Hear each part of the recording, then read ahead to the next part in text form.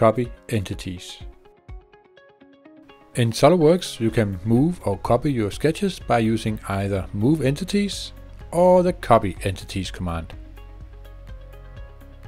However, if you select the sketch entities you want to move or copy, hold down Ctrl and drag the entities to copy them, or hold Shift and drag the entities to move them.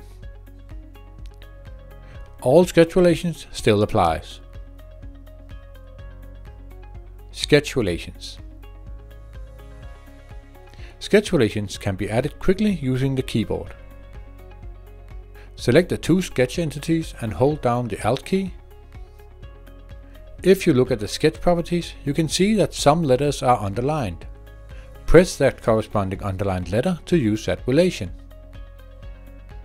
Move more sketch relations. The Alt key can also be used to determine your line orientation. When in sketch mode, press the line button, shortcut L, and hold down the Alt key. In the sketch option menu, you can, by looking at the underlined letters, see what corresponds to a certain command. And you can quickly assign sketch settings using these shortcuts.